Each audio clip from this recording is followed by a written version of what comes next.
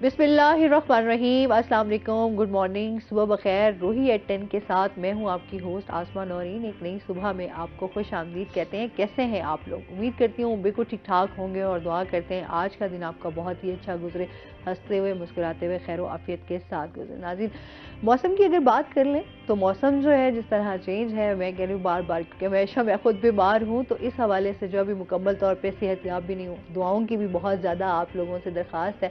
अपना बहुत ज़्यादा ख्याल रखें, अपनी सेहत का बहुत ज़्यादा ख्याल रखें। आज सुबह जो है ना, मैं यहाँ पे समझती हूँ कि आज ये मुझे बात करना बड़ा ज़रूरी हो गया है कि हमेशा हम अपने प्रोग्राम में इस तरह की अवेयरनेस प्रोग्राम भी करवाते रहते हैं कि आपकी जो सेफ्टी है वो बहुत ज़्यादा ज़रूरी है। अभी सुबह आते आते जो है मैंने रोड पे जो है वो 3 एक्सीडेंट देखे बहुत बुरे तरीके से बाइक पे, और यकीन करें जब मैंने वो एक्सीडेंट देखा तो मेरी एक दफ़ा से बिल्कुल ऐसे रूह कांप उठी ना, और जिस तरह से वो गिरे।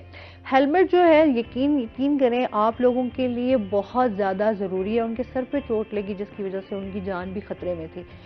खाली हेलमेट को अपनी बाइक के साथ लटकाने से कुछ भी नहीं होगा, ये आप लोगों की सेफ्टी के लिए इसलिए है कि आप लोग बच सकें।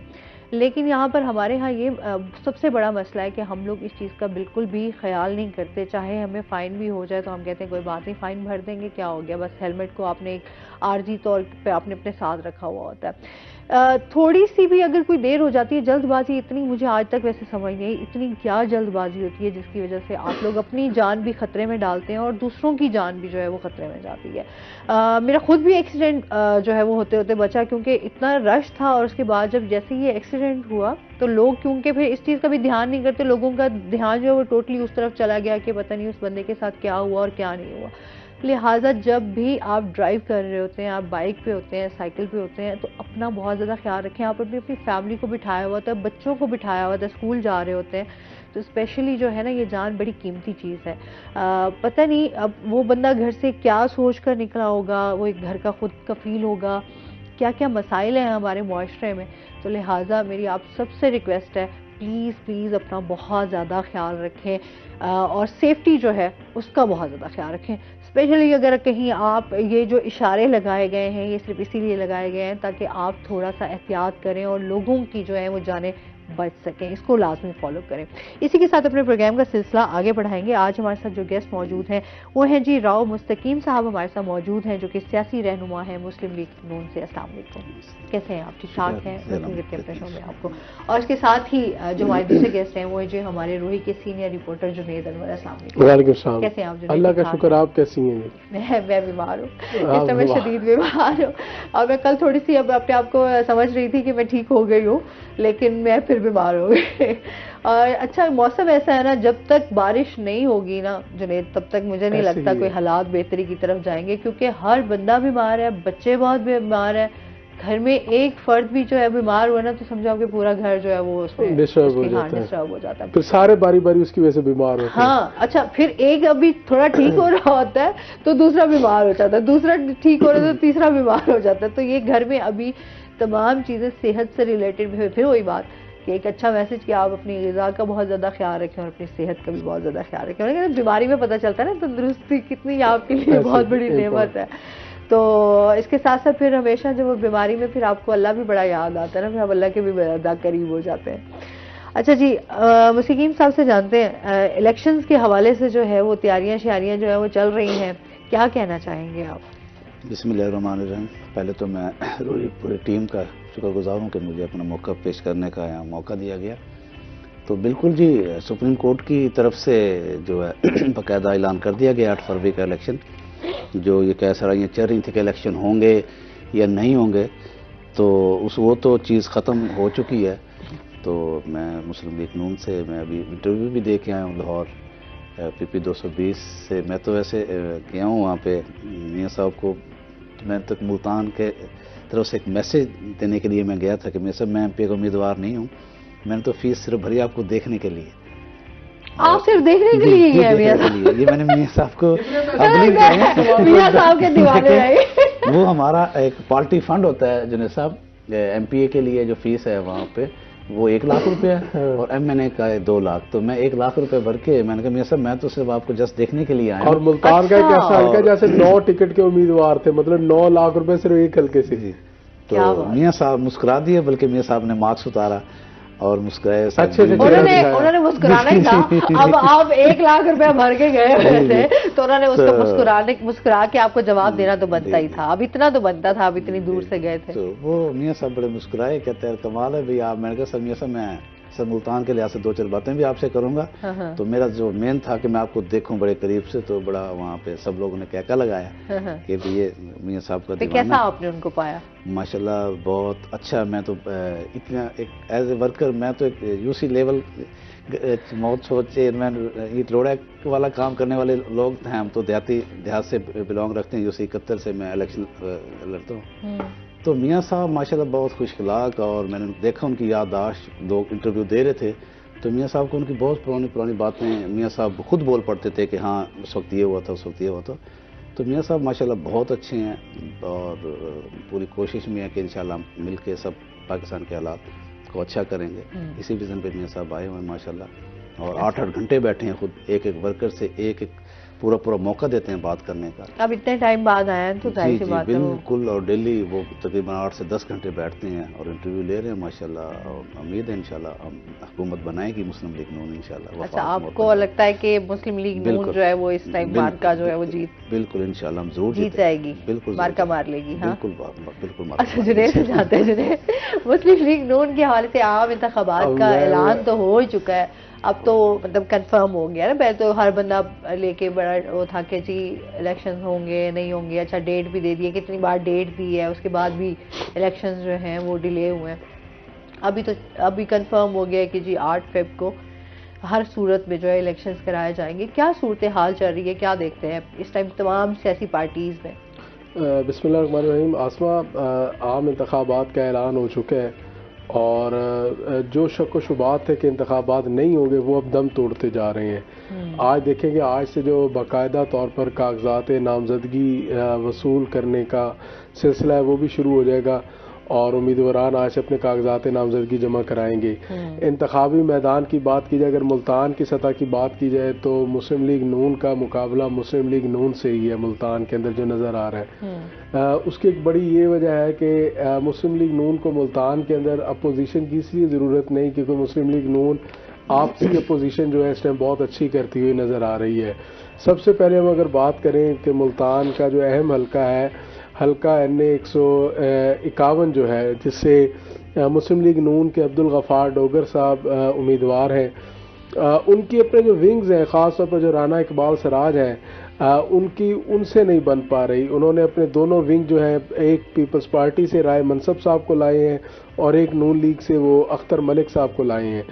तो जो उनके जो साबका विंग्स थे वो दोनों उनसे नाराज़ हैं इस बिहार पर कि वो हल्का इसलिए है कि वहाँ का जीत का मार्जिन जो होता है वो इंतहाई कम होता है, क्योंकि वहाँ से साबिक वज़ीर-ए-आज़म के बेटे अली मूसा गिलानी भी उसी हल्के से उम्मीदवार हैं, शाह महमूद कुरैशी के बेटे ज़ैन कुरैशी भी उसी हल्के से उम्मीदवार हैं, और उसी हल्के पर भी ज़िमनी इलेक्शन भी हुआ तो बिलाशुबा PDM के उम्मीदवार अली मूसा गिलानी जीते, मगर मार्जिन कोई इतना ख़ास नहीं था।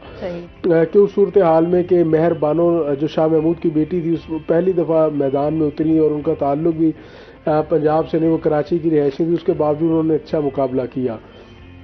अगर वहाँ पर सूरत हाल बेहतर नहीं होती तो मुस्लिम लीग नून के लिए एक मुश्किल सूरत हाल होगी। इसी तरह मुल्तान का जो दूसरा हल्का है, बल्कि पहला हल्का से गए, हल्का NA 148 है। अहमद हुसैन डेढ़ जो कि तहरीक इंसाफ से मुनहरफ रुकन थे, वो अब तहरीक इंसाफ को छोड़कर बाकायदा मुस्लिम लीग नून में आए और उन्होंने टिकट भी अप्लाई किया। उन्होंने भी एक MP जो अरशद रहा है वो पीपल्स पार्टी से थे, उनको नून लीग में वो टिकट दिलवाने के ख्वाहिशमंद है।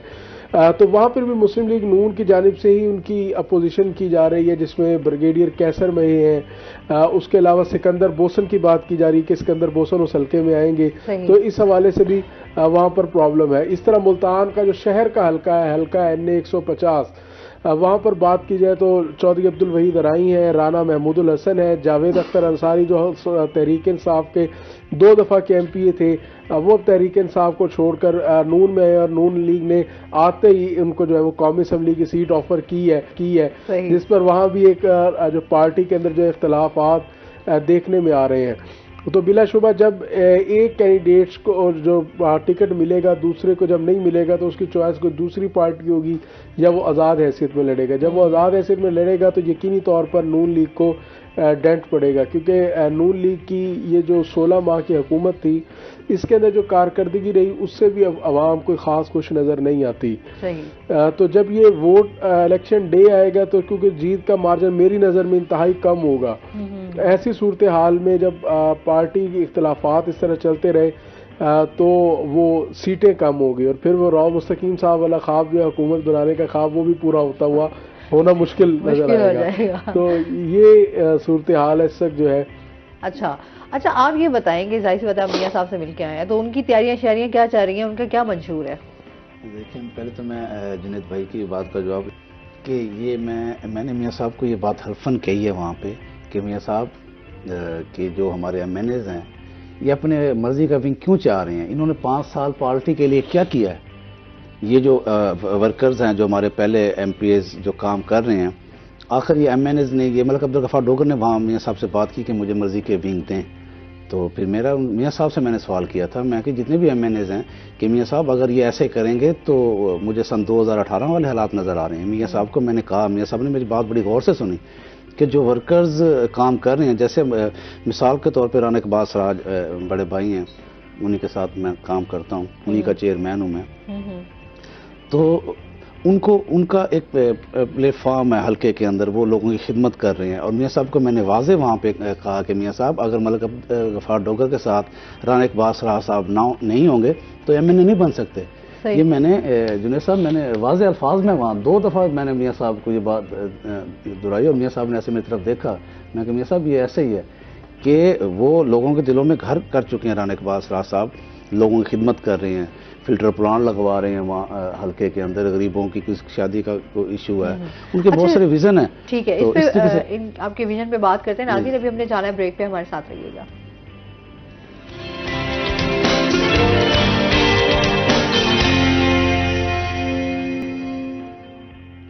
वेलकम बैक नाज़रीन। अच्छा जी, हम बात कर रहे थे मियां साहब के मंशूर के हवाले से। जी जी। तो मियां साहब का वाज़े मंशूर था वहाँ पे कि भाई वही वर्कर आगे आएगा जो आवाम की खिदमत करेगा। अच्छा, ये जो अभी जाहिर सी बात है तहरीक इंसाफ से लोग छोड़कर आ रहे हैं, ये भी तो वही लोग हैं जिनको पहले यही नून लीग वाले कहते थे ये बुरे हैं, इन्होंने कोई काम नहीं किया, इन्होंने हुकूमत को हमारे मुल्क का बेड़ा गर्क कर दिया, ये कर दिया, वो कर दिया। कहते थे वो भी कहते होते थे। हाँ, मैं आपको एक मिसाल दूं, मुल्तान के एक साबिक एमपी हैं जो अब मुस्लिम लीग नून में शामिल हो चुके हैं और वो उन्होंने एक नारा ये उनका दरियाफ्त किया हुआ था, चोर है भी चोर है, सारा टब्बर चोर है। और वो फखरी अंदाज में ये नारा लगाया करते थे। वो जब 4-5 एमपीएस बैठते थे वो कहते थे कैसा फिर नारा मैंने दिया। हाँ। तो सब कहते थे एक दफा सुनाए आप दोबारा से, और वो पूरी लहर के साथ वो गा के सुनाया करते थे। आज वही साहब है, वो नून लीग के जो है वो खासम खास है। और वो जुनैद भाई मैं आपकी बात सेकंड करता हूँ। अब वहाँ पे मियां साहब, अब मैंने वहाँ देखो, मैं तो सारा मैंने देखा वहाँ पे जो लोग पहले नून लीग छोड़ के चले गए थे दोबारा यहाँ आ रहे हैं ना, मियां साहब की नजर में उनकी कदर नहीं है। सर टिकटें तो दे रहे हैं। अच्छा, टिकटों के लिहाज से मैं आपको बताऊं, जो मैंने जहाँ पे देखा, मुल्तान में देखे 6 एमएनए और 12 एमपीएज हैं वहाँ पे। तो मुझे जो लगा है मैडम, वहाँ पे ज्यादा दो तब्दीली आएंगी मुल्तान के अंदर। अगर कुछ ज्यादा ही कोई प्रेशर, कोई ऐसा मामला हुआ तो 3 हो जाएंगी, वरना वही पुराने वर्कर ही आएंगे। जो मियां साहब का विजन है, जो मियां साहब का मैंने वहाँ पे मामला देखे हैं ना, वो वर्कर्स जो पुराने, उन्हीं को मियां साहब अपना उबलाई करना चाह रहे हैं। 2 तब्दीली होंगी ज्यादा 2 का आपको पता भी है, तीसरी का मैं बात नहीं करूंगा क्योंकि फिर पार्टी की बात होती है। ज्यादा 3 हो जाएंगे, वरना 2 ही हैं।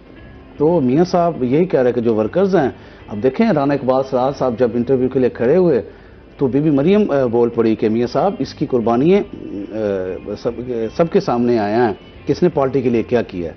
तो मियां साहब को याद था कि मुझे याद है इसकी जो कुर्बानी है, मैंने इसके लिए लंदन से कॉल भी की। और सन 2018 वाले इलेक्शन में जो जुनैद को पता है सारे मामलात का जो हुए, तो प्रेस कॉन्फ्रेंस भी की थी मियां साहब ने।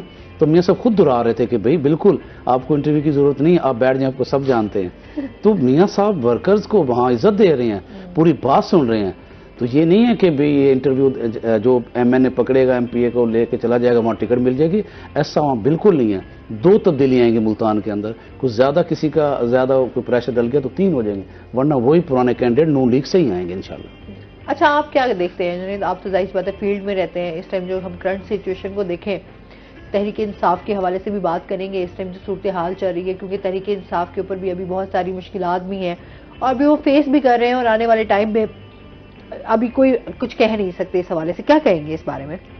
आसमा बिल्कुल से जो मुस्लिम लीग नून की जहाँ तक हमने बात की कि उसके बाद तहरीक इंसाफ की अगर बात की जाए तो तहरीक इंसाफ के बज़ाहिर इस वक्त जो है उनका टिकट जो लेने के लिए अक्सरियत है वो वकला की मौजूद है मुल्तान के अंदर भी। अच्छा, एक कॉल ले लेते हैं, फिर इस पे बात करते हैं। अस्सलाम वालेकुम।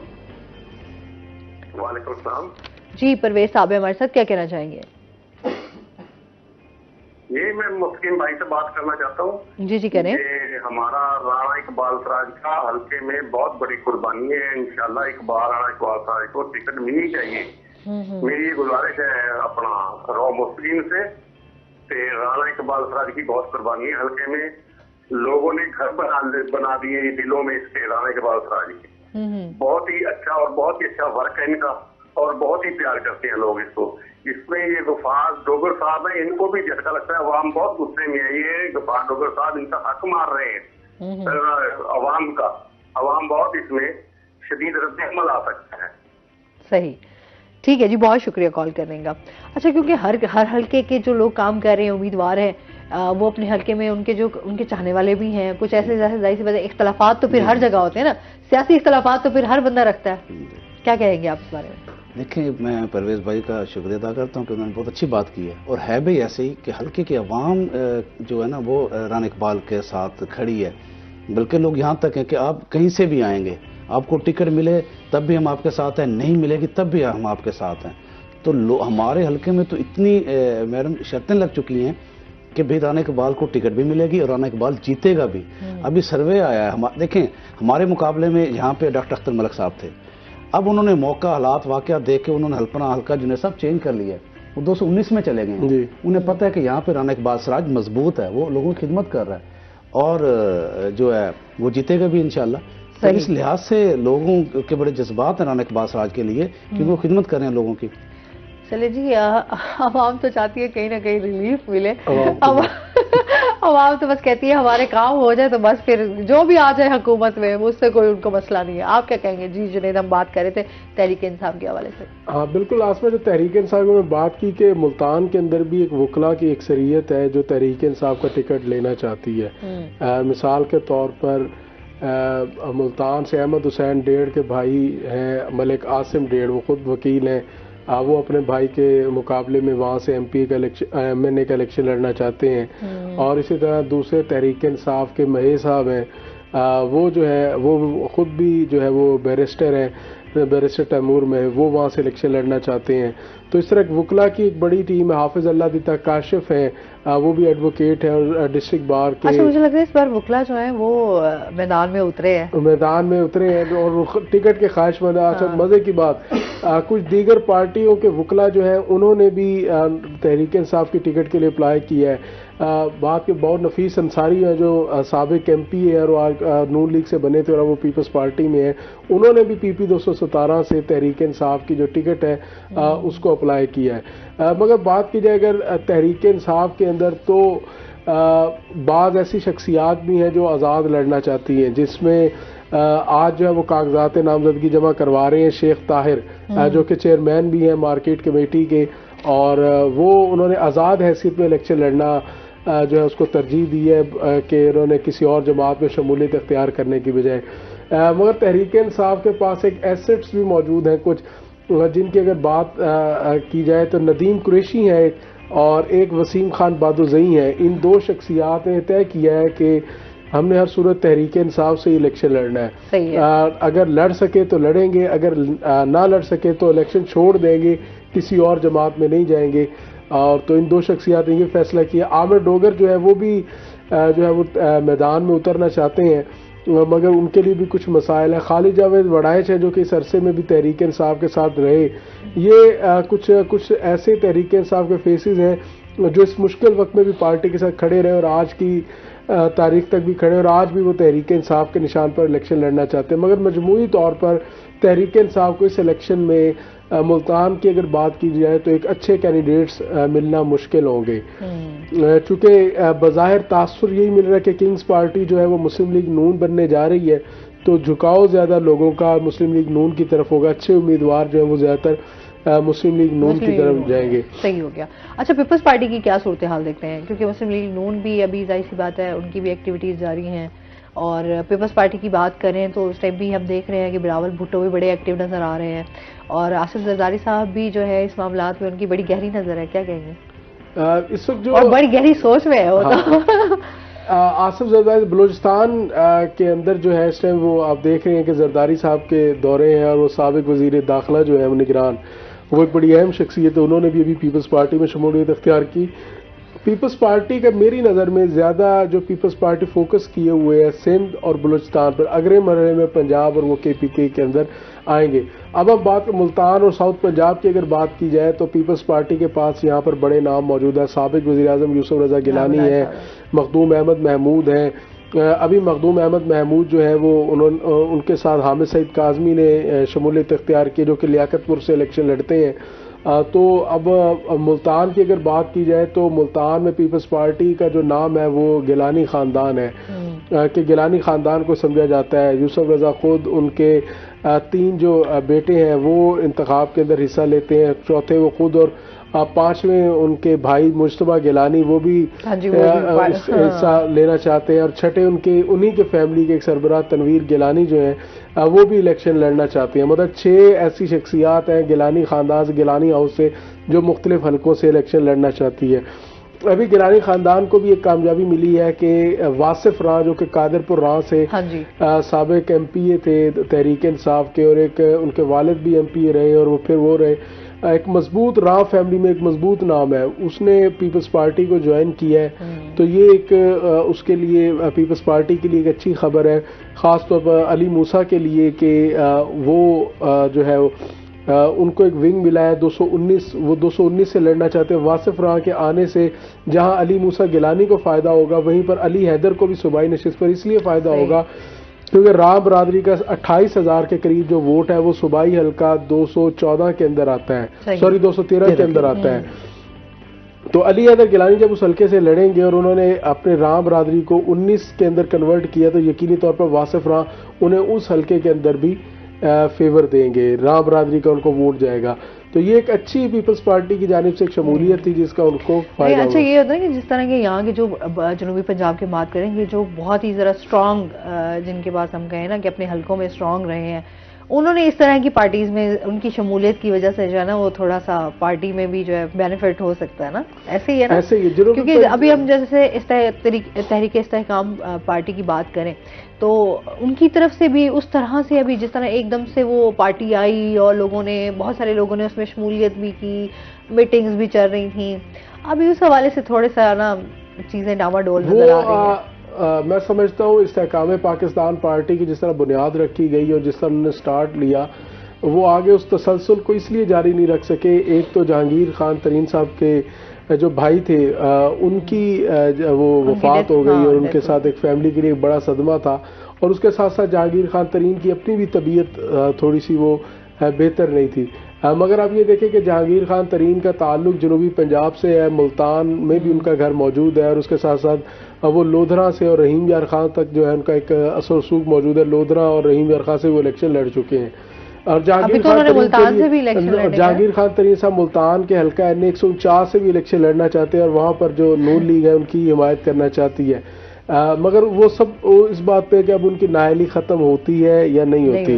तो अगर जहांगीर खान तरीन की नाअहली ख़त्म होती है और वो यकीनी तौर पर लाहौर के बाद वो साउथ पंजाब से भी इलेक्शन लड़ेंगे, जब वो मुल्तान आएंगे तो यकीनी तौर पर एक नशिस्त से जब वो खुद लड़ रहे होंगे तो बाकी नशिस्त पर भी उनके उम्मीदवार होंगे। तो जहांगीर तरीन के मुल्तान आने से उनकी पार्टी भी मजबूत होगी और उन्हें अच्छे विंग्स जो है वो भी मिल जाएंगे। मुल्तान कॉल ले लेते हैं। अस्सलाम वालेकुम। जी अस्सलाम वालेकुम। जी सर, मैं सॉरी मुजाहिद बात कर रहा हूँ। जी जी मेरा सवाल है राम मुस्तफा इकबाल से। जी जी पूछे। ये राना इकबाल साहब पिछले 6-7 साल से मुस्लिम लीग नून में है जी जी, और बहुत ज्यादा फर्क है उनका।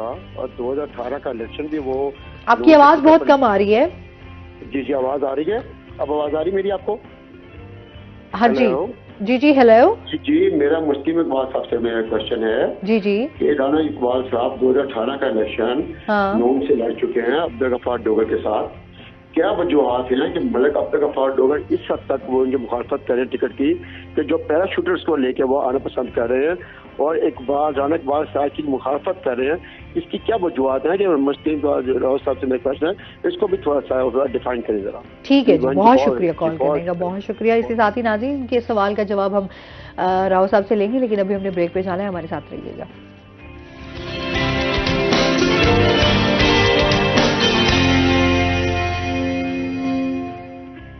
वेलकम बैक नाज़रीन। जी, हमारे साथ कॉलर थे और उन्होंने सवाल पूछा कि आपके इख्तलाफात हैं अब्दुल गफ्फार डोगर साहब के साथ। जय साहब शुक्रिया। मैं आपकी बात का जवाब देता हूँ। एक बात तो ये कन्फर्म मैं आपको बताता हूँ रूई चैनल के तवज्जुह से कि राना इकबाल सराज ने नून लीग से ही इलेक्शन लड़ना है और नून लीग से PP 220 से इलेक्शन लड़ेंगे इंशाल्लाह और ये जीतेंगे भी। बाकी जो रह गया इख्तलाफात वाला मामला, तो ये पूरे हमारे पूरे मुल्तान में इशू है मैम। ये पूरा जो हमारा चल रहा है, यही बात मैंने मियाँ साहब को भी कही थी कि यहाँ पे कई मुस्लिम लीग नून बनी हुई हैं, हरम मैनेज ने अपने विंग बनाए हुए हैं, अपने ज़ाती मफाद की खातर ये लोग विंग चेंज कर रहे हैं। अब देखें हमने पिछली दफ़ा भी इलेक्शन लड़ा है, जो पिछली दफ़ा जो सन 2018 में वो सबको पता है कैसे जीता, कैसे हरवाए गए। तो यही डॉक्टर अख्तर मलिक साहब थे, राय मनसब साहब थे, ये 5-5 इलेक्शन लड़ चुके हैं। अब लोग इनको जान चुके हैं। अब ये दोनों वजीर भी रह चुके हैं, हर पार्टी में रह चुके हैं, नून लीग से पीपल्स पार्टी, पीपल पार्टी से PTI से बार बार आ रहे हैं। हाँ। तो वहाँ पे मियाँ साहब ने इनको नहीं सराहा। गफ्फार डोगर साहब ने जरूर कहा है वहाँ के मेरे ये विंग चेंज कर दें, तो मियाँ साहब ने कोई ऐसा इनसे वादा नहीं किया। तो जरूरत पड़े तो शायद वो शामिल कर भी ले। नहीं, ऐसा नहीं और होगा, वो अहमियत दे भी दे। नहीं, मुझे पूरा यकीन है अल्लाह पे कि इंशाल्लाह जो राना इकबाल की जो कुर्बानियां हैं पार्टी के लिए, जो पार्टी के सरबराह है उसे उसकी कुर्बानियां याद हैं, तो कैसे हो सकता है कि मियाँ साहब इतने बड़े वर्कर्स को जो पार्टी के लिए इतना काम कर रहा है, सारा आगे बढ़ के वो कर रहा है और सब कुछ पल्ले से कर रहा है, अल्लाह उसे वसाइल दिए हैं। और हल्की की जो गरीब आवाम है, यकीन करें मैम, आप सर्वे करें, अभी भी एक सर्वे आया हुआ है तो 20-80 का आया, राना इकबाल को 80% सराहा गया और राय मनसब जो उसके मुकाबले में आए हैं, ये तो वैसे ही 5 पार्टियां अपना बदल चुके हैं पहले भी ये। तो अच्छा, ये शफलिंग वाला तो राव साहब बहुत अरसे से ये चीजें चल रही हैं, चाहे हम पीपल्स पार्टी की बात करें, चाहे हम नून लीग की बात करें, चाहे हम तहरीक की बात करें, इंसाफ की, कि इनमें शफलिंग तो शुरू से होती रही है। मतलब हम पीपल्स पार्टी के भी बहुत सारे जो बहुत जाले समझे जाते थे, उन्होंने भी अपनी पार्टी को छोड़ के नून लीग ज्वाइन कर ली। पहले वो नून लीग, मतलब ये सिलसिला तो अब चल रहा है और आगे मेरे ख्याल में आगे भी ये चलता ही रहेगा। अच्छा जी, इसके साथ ही जो है जुनैद आपसे जानूंगी, इस टाइम अगर हम बात करें कि जिस तरह बहुत सारे अब्दुल गफ्फार डोगर साहब की तो हमेशा उन्होंने कहा था कि पहले तो PDM की हुकूमत की वजह से जो है ना गिलानियों को हमारी बड़ी सपोर्ट थी कि हमारी वजह से वो जीत गए। अभी ये है कि इलेक्शन में हम उनके अगेंस्ट होंगे और ये इलेक्शन जो है वो उनके लिए बड़ा मुश्किल हो जाएगा। क्या कहेंगे इस बारे में? मैं पहले भी अर्ज कर चुका हूँ कि ये हल्का बड़ा अहम हल्का है और यहाँ से जिसकी भी जीत और हार होगी बहुत कम मार्जिन से होगी, क्योंकि 3 बड़े खिलाड़ी जो है वो इस वक्त मैदान में है। 2 बड़े ख़ानदान हैं कि कुरैशी ख़ानदान के ज़ैन कुरैशी और शाह महमूद के बेटे, और इस तरह गिलानी ख़ानदान के अली मूसा गिलानी। और गिलानी ख़ानदान भी इसी सीट पर ज़्यादा क्लेम करता है कि वो ये उनकी मजबूत सीट है। और इस सूरत हाल में आपके ये देखें, जब ज़िमनी इंतखाब था और ज़िमनी इंतखाब में भी PDM सिर्फ एक ही सीट जीती थी और वो ये सीट थी। यकीनी तौर पर इस पर जहाँ पर अली मूसा गिलानी ने एक अच्छी कैंपेन की, वहीं पर अब्दुल गफ्फार डोगर ने और राना इकबाल सराज का भी ये क्रेडिट जाता है कि उन्होंने भी उसी तरह ही PDM के लिए वोट मांगे और पीपल्स पार्टी के निशान के लिए वोट मांगे जिस तरह उन्होंने अपने इलेक्शन लड़ते, और उसी तरह सब उन्होंने सारे उसके तकाजे जो है वो जीत के पूरे किए, तो ही जाकर ये जो जीत जो है वो यकीनी हुई। मगर ऐसी सूरत हाल में कि जब मुस्लिम लीग नून के अंदर इस सीट के ऊपर शदीद इख्तलाफ देखने में आ रहा है, MNA की सिमत और है और MP की सिमत और है, तो मुस्लिम लीग नून के लिए इस नशिस्त के ऊपर जो है वो हालात मुश्किल हो सकते हैं। तो मगर मेरी इतलात के मुताबिक कि जल्द ही इसके ऊपर जो है वो पार्टी क़यादत जो है वो सीरियस नोटिस लेगी और इनको एक जगह पर इकट्ठा करेगी और इख्तलाफात दूर कराने की कोशिश करेगी, वरना मुमकिन तौर पर किसी की भी इस सीट से जो है वो छुट्टी हो सकती है। सही है। अच्छा जी, ये तो पार्टीज की बातें चलती रहेंगी, सियासी तो हमारी बातें हैं। जमात इस्लामी जो है वो रह गई है, इस पे भी हम जो है ना बिल्कुल, मैं काफी देर से एक चीज ढूंढ रहा था, मैं आपको एक चीज हाँ। बताऊं। ये तो एक वो है कि इस हल्के के अंदर जो इख्तलाफ है MP और MNA का, हाँ। वो अभी पर्सनल हद तक है और वो मतलब सोशल मीडिया की भी जीनत नहीं बना के ना मतलब राना इकबाल ने सोशल मीडिया पर कोई महा संभाला हो और ना अब्दुल गफ्फार डोगर ने। मुल्तान का एक जो दूसरा हल्का है कि हल्का है NA 152, वहाँ से जावेद अली शाह जो कि साबिक वफाकी वजीर भी रहे हैं, और वो उनका इस वक्त जो क्लैश है अपने साबिक MP राना इजाज नून के साथ है कि आप ये देखें कि वो उनके साथ मिले हैं जावेद अली शाह जब शहबाज शरीफ से, तो उन्होंने तनकीद किया। राना इजाज नून ने अपनी ID से एक पोस्ट लगाई है। हाँ। अगर वो कहते मैं नाज़रीन को पढ़ के सुना दूं कि बेशक इज्जत और जिल्लत मेरे अल्लाह पाक के हाथ में, ये इजाज नून कह रहे हैं, काबिल एहतराम जावेद अली शाह, आपका ये नाजेबा किरदार शुजाबाद की आवाम के सामने चलता है। शहबाज शरीफ को मेरी किरदार कुशी के करने के बजाय सियासी मैदान में आकर मुकाबला करें। और इस हवाले से जो है उन्होंने उनको बड़े सख्त जुमले जो है वो अपने सोशल मीडिया पर अपने एक MNA के लिए कहे हैं। तो उस हल्के के ऊपर भी जो है वो एक बड़ा ही प्रॉब्लम क्रिएट की, और वहाँ पर एक दूसरा एलिमेंट के राना महमूदुल हसन जो है उन्होंने भी उस नशिस्त पर इलेक्शन लड़ने का ऐलान किया है। तो वो सीट मुस्लिम लीग नून के लिए इसलिए मुश्किल हो सकती है कि अगर जावेद अली शाह और उसके साथ साथ राना इजाज नून ये मुखालिफ एक दूसरे के चलते रहे और राना महमूद साहब ने भी आज़ाद हैसियत में अगर एंट्री डाल दी तो वहाँ भी पीपल्स पार्टी के जो अब्दुल कादिर गिलानी हैं जो कि यूसुफ रजा के बड़े बेटे हैं वो इलेक्शन लड़ रहे हैं, तो उनकी जो पोजीशन है वो बेहतर होती हुई नजर आ रही है। तो ये सूरत हाल है कि इस तमाम लड़ाई के अंदर मुस्लिम लीग नून जो है वो मैंने पहले जिस तरह कहा कि उसकी अपोजिशन भी खुद है और आपसी उनका वो मैदान है और आपस में उनकी जो चपकलिश है उससे उनको बड़ा नुकसान होगा। सही। चलें जी, ये तो अब देखते हैं कि वोट जो है इसमें हम कल भी बात कर रहे थे कि बड़ी कीमती चीज है, तो वोट जो है इस दफा देखते हैं कौन सा पलड़ा जो है वो भारी जाता है। अच्छा जी, इसके साथ ही अपने सेगमेंट की तरफ चलते हैं, हेल्थ टिप। आज हम बात करने जा रहे हैं माल्टे पर। आपको पता है कि सर्दियों के लिहाज से ये एक बेहतरीन तोहफा है अल्लाह की तरफ से। माल्टे जो हैं तीनों, ये तो एक तो आपकी सेहत के लिए बहुत अच्छे हैं। क्या? क्योंकि इसमें विटामिन C जो है वो वाफिर मिकदार में पाया जाता है और विटामिन C इंसानी जिस्म के लिए बहुत ज़्यादा मुफीद है। अभी जिस तरह नज़ला जुकाम है, इसमें माल्टे जो है वो आपके लिए अच्छे नहीं है, लेकिन जब आपकी सेहत अच्छी हो तो माल्टे ज़रूर खाएं। एक तो ये आपकी स्किन के लिए बहुत ज़्यादा अच्छा है, अगर आप इसका जूस बनाकर पिएंगे वो भी आपको फ़ायदा देगा। अगर आप ऐसे ही माल्टे खाएं तो वो भी ज़्यादा फ़ायदेमंद है, आपकी स्किन आपकी अच्छी होगी। आपके ख़वातीन के हवाले से तो आपको पता है ना कि बहुत सारे मसाइल रहते हैं कि आपका जो है वो कलर भी फेयर होना चाहिए, रिंकल्स भी ना हो। अच्छा, इसके जो छिलके हैं वो भी बड़े फ़ायदेमंद होते हैं कि अगर आप इन्हें सर्दियों में जो है वो पीस लें खुश्क करके, ड्राई करके, तो जब आप इनको पीसेंगे तो आप इसे किसी भी पेस्ट में दूध के साथ भी इसको जो है वो मिक्स करके आप अपने चेहरे पर लगा सकते हैं। इसके साथ साथ लीमू के साथ भी लगा सकते हैं। तो ये आपकी स्किन के लिए बड़ा अच्छा है, आपकी हेयर के लिए जो है वो बहुत ज़्यादा अच्छे हैं। और इसके साथ साथ हम क्योंकि कैल्शियम की कमी हमेशा रहती है, तो इससे आप कैल्शियम की कमी जो है वो आपकी पूरी हो सकती है। सर्दियों में वैसे भी धूप में जो है वो बैठ कर आप माल्टे खाएं तो वाह वाह क्या बात है। आपको माल्टे पसंद है? खाते भी हैं, पक्की बात है। मुझे माल्टे कितने पसंद है? माल्टे सर्दियों का एक बड़ा जबरदस्त है कि धूप निकली और आप किसी पार्क में बैठे हो, माल्टे आपके पास और नमक हो तो वो मजा दुबाला हो जाता है। सही बात है। लेकिन ये कि आप जितने माल्टे खाते हैं उतना आपकी सेहत के लिए भी अच्छा होता है और स्पेशली बच्चों के लिए भी बड़े फायदेमंद हैं इनकी। तो अब आप देखें ना, मुख्तलिफ अब तो फलों के साथ आप घर में डिजर्ट्स भी बना सकते हैं। बच्चों को किसी ना किसी मुख्तलिफ तरीकों से जो है ना वो बच्चों को लाजमी फ्रूट खिलाएं। हमेशा एक बात करते हैं, अभी इतनी सारी बीमारियां फैली हुई हैं, वो यही है कि हम लोगों की ज़िंदगियों में ना फास्ट फूड बहुत ज़्यादा हो गया और फास्ट फूड की वजह से हम लोग जो है वो बिल्कुल जो हमारे देसी और अच्छे खाने हैं या फ्रूट्स हैं जिनका इस्तेमाल करके हम सेहतमंद रह सकते हैं वो हम नहीं खा पाते। तो लिहाजा अपनी सेहत का बहुत ज़्यादा ख्याल करें। तो ये ठीक है जी, आपके ये जो माल्टे हैं किस तरह आपको फ़ायदा दे सकते हैं, तो इसमें आप लाजमी जो है वो जूस भी बना कर पिएँ, ऐसे भी खाएं और इसके साथ एंजॉय करें जी, सर्दियों का बेहतरीन तोहफा है। अच्छा जी, वापस अपने टॉपिक की तरफ आते हैं। जमात इस्लामी के हवाले से हम बात करना चाह रहे थे जुनैद से कि जमात इस्लामी इस टाइम जो है वो एक्टिव नजर आ रही है। सिराज साहब जो हैं वो भी बड़े एक्टिव नजर आ रहे हैं और वो कहते हैं कि इस बार जो है हम लोग पूरे जोरों शोर से आएंगे। ऐसे ही है कि अभी आज उनकी टिकट्स का भी अनाउंस होना था जमात इस्लामी के, और हमारे शो के दौरान ही जो है वो अनाउंस हुआ है। और वो अभी जो खबर आई है कि जमात इस्लामी ने मुल्तान से 4 कौमी और 11 सूबाई हलकों से अपने उम्मीदवार अनाउंस कर दिए हैं। इंजीनियर आतिफ इमरान जो है उन्हें हल्का NA 148 से जमात इस्लामी ने उम्मीदवार बनाया है।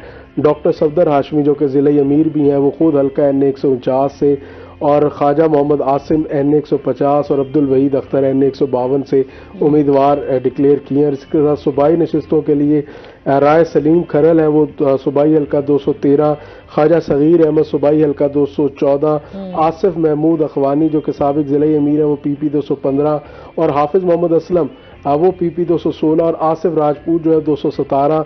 इस तरह शेख मसूद इकबाल 218, और ये एक लिस्ट है जो कि 11 MP अनाउंस करें। मजमूई तौर पर जमात इस्लामी जो है हल्का NA 149 के अंदर अपना जो है वो एक मजबूत अपना असर भी रखती है, और वहाँ से ज़िला अमीर जो है डॉक्टर सफदर हाशमी वो खुद मैदान में है। और ये हल्का NA 149 जो है बुनियादी तौर पर एक मजहबी वोट बैंक भी यहाँ पर मौजूद है। जब निज़ाम मुस्तफ़ा तहरीक चले या कोई भी तहरीक हो तो यहाँ से हमेशा मजहबी जमातों को वोट मिलता है। हाँ, वो एक अलग चीज़ है कि जीत जितना वोट नहीं होता। तो इस दफ़ा उनका दावा है ज़िला अमीर सफदर हाशमी का भी और उनके विंग्स का भी कि इस दफ़ा वो अपनी ख़ास तौर पर जो कैंपेन है वो डोर टू डोर कैंपेन किए हुए हैं, लोगों से राब्ते में भी। और उनका कहना है कि बड़ी तंजीमें, ताजर तंजीमें दीगर ने जो है उनकी हमायत का भी ऐलान किया, तो वो समझते हैं कि इस दफ़ा वो बेहतर नताइज यहाँ से हासिल करने में कामयाब होंगे। ठीक है जी, देखते हैं जी जमात इस्लामी जो है वो किस हद तक कामयाब होती है, इस पर मजीद भी बात करेंगे। नाज़रीन, अभी हमने जाना है ब्रेक पे, हमारे साथ रहिएगा।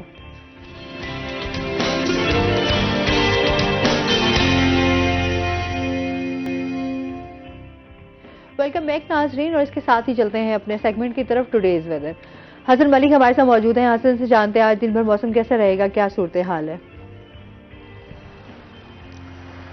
जी, मुल्तान शहर और गिरदो नवा के अगर आज के मौसम की बात करें तो मुल्तान शहर में आज मतला बिल्कुल साफ दिखाई दे रहा है। और अगर स्पेशली मोटरवे के हवाले से बात करें तो मुल्तान शहर के जो बिल्कुल करीब मोटरवे M4 मोटरवे और M5 मोटरवे वो गुज़िश्ता रात से ही मुकम्मल तौर पर खुली है ट्रैफिक के लिए। और तर्जमान मोटरवे की जानिब से ये कहा जा रहा है कि जब शहरी मोटरवे पर सफ़र करें तो एहतियाती तदाबीर जो हैं उन्हें यकीनी अपनाने की कोशिश करें। शहरी ड्यूरिंग जर्नी फॉग लाइट्स का इस्तेमाल भी ज़रूर करें। और ये भी कहा जा रहा है कि मुल्तान शहर में आइंदा आने वाले दिनों में धुंध की वजह से जो है मोटरवे वो बंद रहने का इम्कान है, और जिसके बायस जब शहरी सफ़र करने लगें तो वो मोटरवे पर ज़रूर चेक कर लें कि इस वक्त क्या सिचुएशन है, और तर्जमान मोटरवे से वो राब्ते में रहने की कोशिश करें, जो कि उनकी हेल्पलाइन 130 है, उस पर कॉन्टैक्ट किया जा सकता है।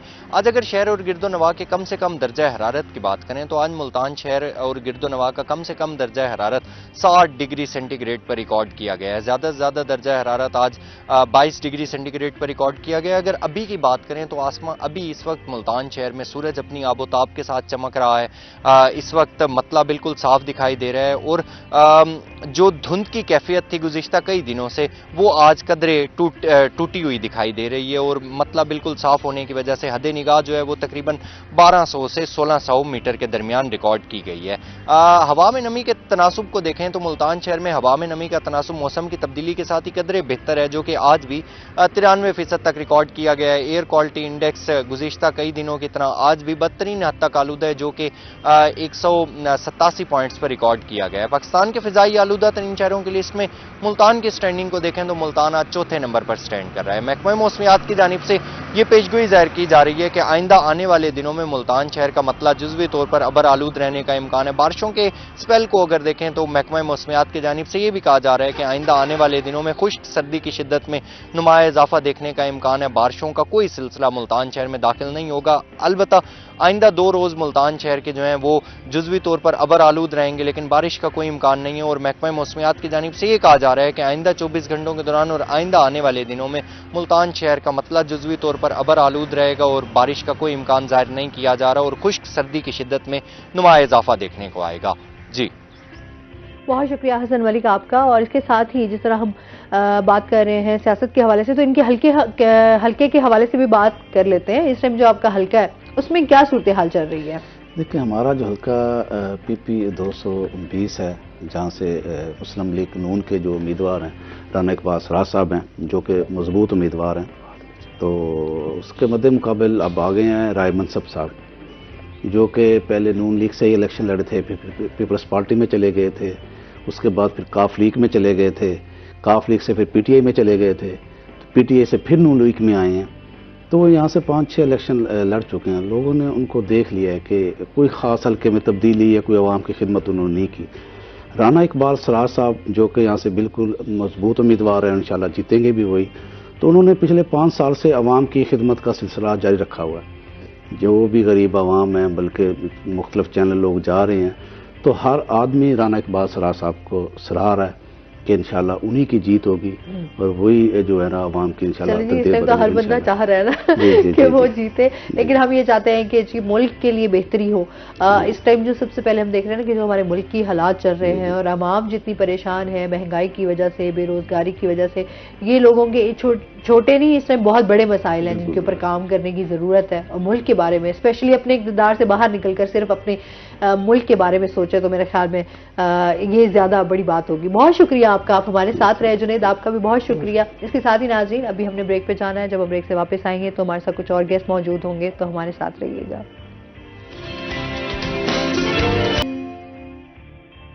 वेलकम बैक नाज़रीन, रोही एटन में आपको एक बार फिर से खुश आमदीद कहते हैं। और ब्रेक के बाद हमारे साथ गेस्ट मौजूद हैं, हमारे एडिटर रोही डॉक्टर अमजद बुखारी साहब। अस्सलाम वालेकुम, कैसे हैं आप? सर ठीक ठाक हैं?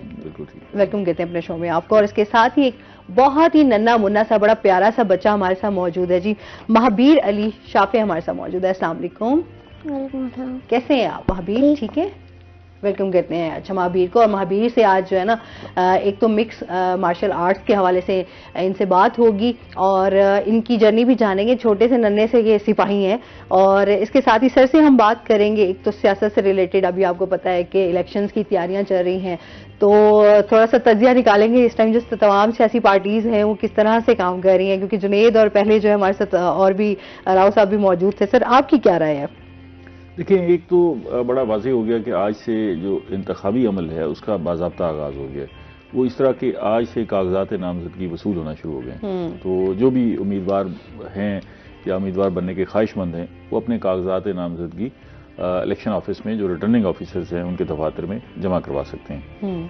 अच्छा, ये इलेक्शन इस दफ़ा वाला अजीब इलेक्शन है कि बेयकीनी की एक तलवार लटकी हुई है और अभी भी लोग पूछते हैं कि इलेक्शन हो रहे हैं या नहीं हो रहे, इलेक्शन हो रहे हैं। हालांकि अभी तो सुप्रीम कोर्ट की तरफ से तो बड़ा उस पे आ गया, बड़ा सख्त वहाँ से जो है मुख्तलिफ मरहले पर सुप्रीम कोर्ट की हिदायत आई हैं और उन्होंने सख्ती से कहा है कि कहीं से भी ऐसा कोई शाइबा भी नहीं होना चाहिए कि इलेक्शन डिले हो रहे हैं। लेकिन उसके बावजूद कल जैसे सुप्रीम कोर्ट बार ने, पाकिस्तान बार कौंसिल ने, पंजाब बार कौंसिल ने, सिंध बार कौंसिल ने एक लेटर लिखे, अपने मरासले भेजे और जिसमें उन्होंने election commission, chief election commission पर अदम एतमाद का इजहार किया। उन्होंने कहा कि जी नहीं, इन हालात में इलेक्शन जो है ना वो फेयर नहीं होंगे। तो ये बात तो यकीनी है कि हम फेयर और फ्री इलेक्शन कराएंगे, अच्छे इलेक्शन होंगे जिनको सब तस्लीम करेंगे, तो उन इलेक्शन की अहमियत और अफादियत होगी। अदरवाइज वो ज़्यादा नुकसानदेह हो जाते हैं। पाकिस्तान को हमेशा ऐसे इलेक्शन ने नुकसान पहुँचाया है जो एक्सेप्टेबल नहीं थे। तो अब भी अगर ऐसा इलेक्शन हुआ जो लोगों के लिए काबिल कबूल ना हुआ तो उससे मसाइल पैदा हो जाएंगे। लेकिन क्योंकि हमें आगे बढ़ने का रास्ता देखना है और आगे बढ़ने का रास्ता भी सिर्फ ये है कि इलेक्शन हो, इंतखाबात होंगे तो सियासी बेयकीनी की जो फजा है वो ख़त्म होगी और जो भी हुकूमत आएगी अवाम ने फैसला करना है। लोग जिसको भी वोट देते हैं वो मुंतखब होकर आएगा और उसके पास ये मैंडेट होगा कि उसने मुल्क को आगे चलाना है, मामला ठीक करने हैं। हम बहुत सारी इश्यूज़ पर उलझे हुए हैं। मिसाल के तौर पर हमारी फॉरेन पॉलिसी, उसका तयन, उसके हवाले से फैसले, अहम फैसले वो एक मुंतखब हुकूमत बेहतर अंदाज से कर सकती है। हमारी माशी पॉलिसी, उसके हवाले से भी एक मुंतखब हुकूमत ही अच्छे फैसले कर सकती है। IMF के साथ हमने हमारी प्रोग्राम्स जो है वो जारी हैं, बहुत सारे प्रोग्राम्स को अभी कंटिन्यू करना है, तो वो भी एक मुंतखब हुकूमत फैसले कर सकती है। मईशत में जो हमारी शरह है रुपए की और बाकी करेंसियों के साथ, उसके हवाले से फैसले, फिर हमारी जो स्टॉक एक्सचेंज के हवाले से फैसले, ये सारे फैसले जो है एक मुंतखब हुकूमत कर सकती है और आगे बढ़ने का रास्ता यही है कि इलेक्शन। अब आज से जो है वो कागजात नामजदगी जमा हो रहे हैं, तो इसमें वैसे जो हमारे उम्मीदवार बनने के ख्वाहिशमंद हैं उनकी आगाही के लिए मैं बताता चलूँ कि कई ऐसे लोग हैं ना जो सियासी पार्टियों से मुंसलिक हैं, उन्हें तो पता है कि सियासी जमात की तरफ से कि जी इस तरह आपने करना है। एक आम आदमी है, मैं भी ख्वाहिशमंद हो सकता हूँ कि मैं उम्मीदवार हूँ और इलेक्शन लड़ूँ, तो आपके लिए ज़रूरी है कि अगर आप सूबाई असम्बली का इलेक्शन लड़ने जा रहे हैं तो आपको जिस सूबे से आप इलेक्शन लड़ने चाह रहे हैं तो उस सूबे में कहीं भी आपको वोटर होना चाहिए। अगर आप कौमी असम्बली का इलेक्शन लड़ रहे हैं तो आप पाकिस्तान कहीं भी वोटर हों तो आप कौमी असम्बली का किसी भी हल्के से इलेक्शन लड़ सकते हैं। आपने 100 रुपए के एवज जो है वो एक अपना फॉर्म है जो आपको इलेक्शन कमीशन ऑफिस से मिलेगा, वो आपने वसूल करना है, उसके साथ आपने फिल करना है और ख़ास तौर पे आपका एक तजवीज़ कुनिंदा और एक तायद कुनिंदा हो। एक आदमी जो आपके हल्के का वोटर हो वो आपको तजवीज़ करे कि मेरे हिसाब से ये MPA होना चाहिए या ये MNA होना चाहिए, और एक वोटर जो है उसकी तायद करे कि जी ये जो इसने तजवीज़ की है ये ठीक है, मैं इसकी तायद करता हूँ। अच्छा, फिर वो जेहन में रखें कि वो किसी और की फिर तजवीज़ और तायद ना करें, मतलब वो आपकी कर रहे हैं तो उस हल्के से किसी और की ना करें।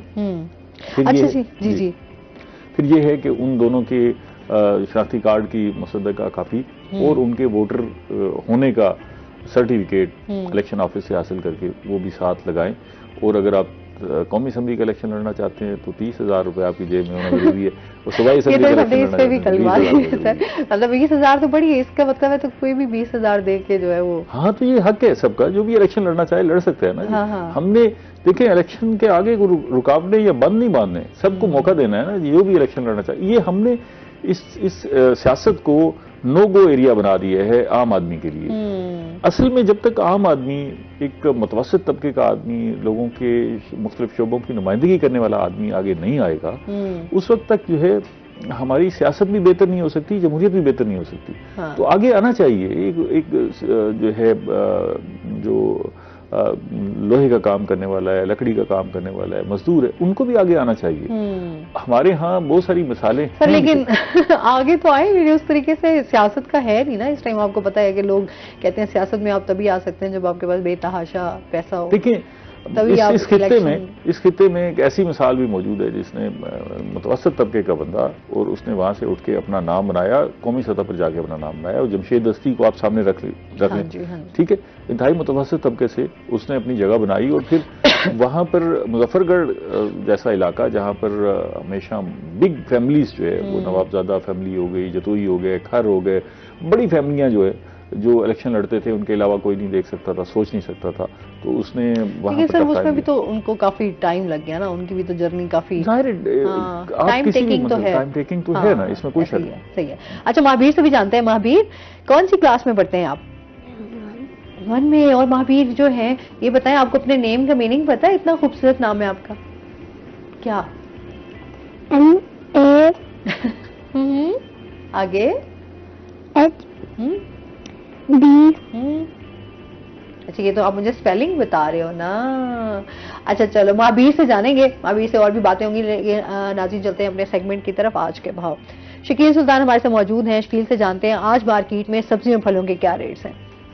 जी, मुल्तान शहर की सब्जी और फलों की मार्केट में आज की ताज़ा तीन सूरत हाल की बात करें तो खुद साख्ता महंगाई बेलगाम नजर आती है और गुज़श्ता 2 हफ्तों से सब्जियों की कीमतों में ब्रेक लगी हुई है, जबकि फलों की कीमतों में उतार चढ़ाव देखा गया था।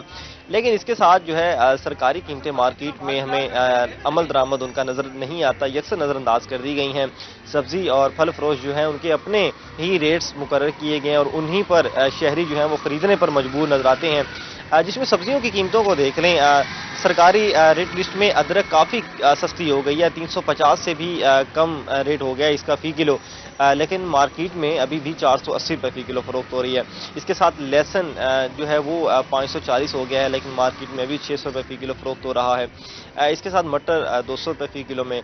जबकि आलू की बात की जाए तो आलू अगर सरकारी कीमत देखी जाए तो 60 रुपए है, जबकि मार्केट में आलू की सरकारी मार्केट की कीमत जो है वो आलू 100 से 120 रुपए फी किलो फरोख्त हो रहा है। तो 2 गुना जो है वो इजाफा है इसमें मार्केट में। इसके साथ प्याज को ही देख लें, सब्ज मिसाला जात में बहुत ज़्यादा इस्तेमाल होता है, हर हांडी का हिस्सा होता है, लेकिन इसकी कीमत ने शहरियों की खरीदारी को काफ़ी कम कर दिया है। 200 रुपए फी किलो तक पहुंचा हुआ है। इसकी सरकारी कीमत भी कुछ कम नहीं है, इसकी सरकारी कीमत भी 140 तक पहुंची हुई है। रोजाना की बुनियाद पर 5 से 10 रुपए ऊपर नीचे होते रहते हैं। इसके साथ टमाटर को देखा जाए तो 100 से 120 रुपए फी किलो में फरोख्त हो रहा है। मौसमी सब्जियां भी सस्ती हैं, 60 से 80 रुपए फी किलो में फरोख्त हो रही हैं। इसी तरह अगर देखा जाए फलों में सुंदर खानी अंगूर 600 रुपए फी किलो फरोख्त हो रहा है। 2 दिन पहले इसकी कीमत में कमी आई थी, 200 रुपए, अब 600 रुपए फी किलो में दस्तयाब है, लेकिन इसकी सरकारी कीमत जो है वो अभी 430 से लेकर 460 के दरमियान मुकर्रर की गई है, जिसमें गोल अंगूर भी है, टाफी अंगूर भी है। सुंदर खानी अंगूर जो है वो इन दिनों कम दस्तयाब है, अगर कहीं दस्तयाब है तो वो 800 रुपए तक मिलेगा। इसी तरह अगर बात की जाए दीगर फलों की, जिसमें अनार 450 फी किलो, सेब 200 से 400 रुपए फी किलो, केले जो हैं उनकी सरकारी कीमत 90 से 130 रुपए दर्जन, जबकि मार्केट में 160 रुपए दर्जन तक भी फरोख्त हो रहे हैं। किन्नू और फ्रूटर जो हैं वो 100 से 150 रुपए फी किलो के हिसाब से दस्तयाब है। इसके साथ चिकन की सरकारी कीमत आज की 423 रुपए फी किलो मुकर्रर की गई है। इसके साथ जो अंडा है वो फी दर्जन 382 रुपए मुकर्रर किया गया है। तो अभी सरकारी कीमतों में चिकन जो है उसके उतार चढ़ाव जारी रहता है। मार्केट में भी तकरीबन यही कीमतें लागू नजर आती हैं, लेकिन अंडा जो है वो कहीं ना कहीं तो मार्केट में 400 फी दर्जन तक दस्तयाब है, तो कहीं ना कहीं शहर से अगर दूर देखा जाए तो 420 रुपए फी दर्जन तक भी मिल रहा है। अंडे की कीमत बेलगाम नजर आती है, जबकि सब्जियों में प्याज और आलू और अदरक और लहसुन का जो महंगा होना है वो शहरियों के लिए खासा परेशान कुन है। इस हवाले से सरकारी कीमतें, जिस तरह से सरकारी कीमतें सब्ज मिसाला जात की कम हैं या मौसमी सब्जियों की कम है, अगर इनको लागू करवाया जाए तो आम शहरियों को काफ़ी रिलीफ मिल सकता है। जी शकील सुल्तान आपका। अच्छा सर, जिस तरह मौसम चेंज होता है उसी के साथ मौसम में फल भी और सब्जियां भी, महंगाई जिस तरह बढ़ी है, अच्छा जिस तरह पेट्रोल की कीमतों में थोड़ी कमी हुई है, लेकिन उसके बाद जो है वो किरायों में उसी तरीके से बरकरार हैं, चाहे हम महंगाई की बात करें, चाहे हम जो है फ्रूट्स की सब्जियों की बात करें। आप ये देखें कि एक तो महंगाई कुछ है जो हमारे करेंसी की शरह कम होने की वजह से, रुपए की कदर कम होने की वजह से महंगाई हुई, असल एक बड़ा सबब ये बना। लेकिन बहुत सारी महंगाई ऐसी है जो हमने खुद कर दी है। हम एक दूसरे को लूट रहे हैं। मैं अगर लकड़ी का काम कर रहा हूं तो मैं लोहे वाले को लूट रहा हूं, लोहे वाले को डॉक्टर लूट रहा है, डॉक्टर वाले को सब्जी वाला लूट रहा है, सब्जी वाले को गोश्त वाला लूट रहा है। हम एक दूसरे को लूट रहे हैं, ठीक है। हमें पता है कि हमारा जायज़ मुनाफा क्या है, लेकिन हम कोशिश कर रहे हैं। आप पूरे शहर में मुझे बताएं, आप कहीं से अपनी गाड़ी का या मोटर बाइक का पंक्चर लगवा के देख लें, ठीक है। गाड़ी का पंक्चर, एक पंक्चर एक्चुअली उसकी लेबर है, गाड़ी खोलने पर, टायर खोलने पर, उसको निकालने पर, पंक्चर लगाने पर तो 10 रुपए खर्चा आता है, लेकिन वो 3 पंक्चर आपके निकालेगा और आपको कहेगा कि जी आप 900 रुपए दे दें 3 पंक्चर्स के। तो ये हम सारे एक दूसरे को लूट रहे हैं और फिर गिला कर रहे हैं कि जी महंगाई और मुश्किल हालात का शिकार। आप ये देखें कि चिकन की कीमत जो है 400 रुपए किलो है, ठीक है। पूरे शहर में 2000 रुपए से ऊपर जो है वो चिकन कढ़ाई बिक रही है। आधा किलो से कढ़ाई बनती है, आधा किलो, वो कहते हैं खुद के 500 ग्राम की कढ़ाई होगी। 500 ग्राम में 200 रुपए का चिकन है और बाकी क्या अज्जा शामिल हैं कि आपने 200 रुपए। महंगाई की वजह से तमाम चीजें जो हैं वो हमारी खाने पीने की जरूरत की जो चीजें हैं वो भी बहुत ज्यादा महंगी हो गई हैं। सर बहुत शुक्रिया, आप हमारे साथ रहे। और इसके साथ ही नाजरीन, जब हम ब्रेक से वापस आएंगे तो हमारे साथ कुछ और गेस्ट मौजूद होंगे, तो हमारे साथ रहिएगा।